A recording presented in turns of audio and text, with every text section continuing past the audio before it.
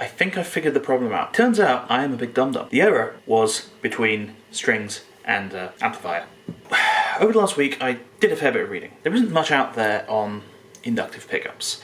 I had to decipher a lot of old forum threads, I read some patents, I watched some videos, I even tried to get my hands on some scientific research papers to figure out what exactly I might have done wrong. In the end, I realised that what I'd done wrong was actually a lot simpler. I did not actually screw up the high concept stuff. I screwed up the very basics. Eventually, I came to realise that all differences aside, inductive pickups and traditional pickups work on very much the same principles. You have a string that, when struck, vibrates over a magnet.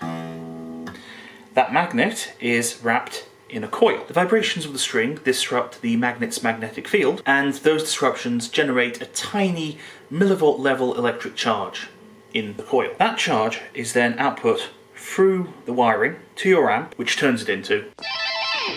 That's when it hit me. Where's my magnet? In the wrong place. In an inductive pickup, the frame is the coil. In this configuration, the magnets are underneath the coil, not inside it, where they need to be. So I took the Alnico apart because its magnets were thinner, and I could fit them into the slots that I already filed without having to do any more filing.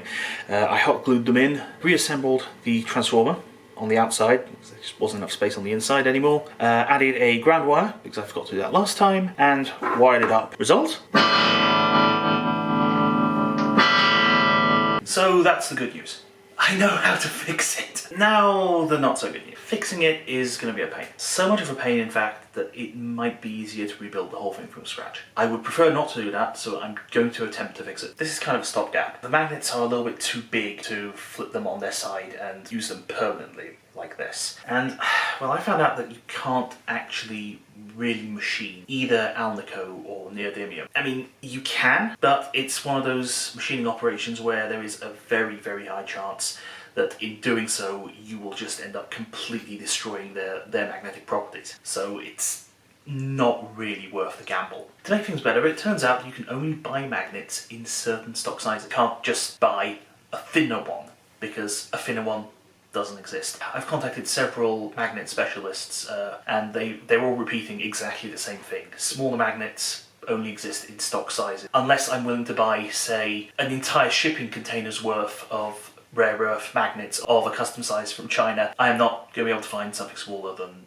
what I can find in stock. I think the best way of solving this problem is going to be to take a page out of Illumitone's book. I'm going to change the design to have two staggered magnets, Illumitone's style, effectively. The magnets are going to have to be neodymium, mainly because I can only buy neodymium magnets in the right size. I have searched high and low for Alnicos or ceramics or ferrites that might fit the bill, and nada, zilch. I put in an order at an eBay store for some smaller magnets.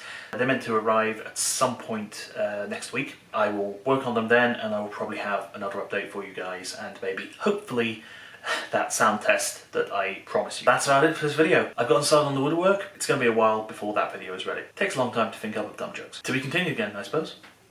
Thanks for watching.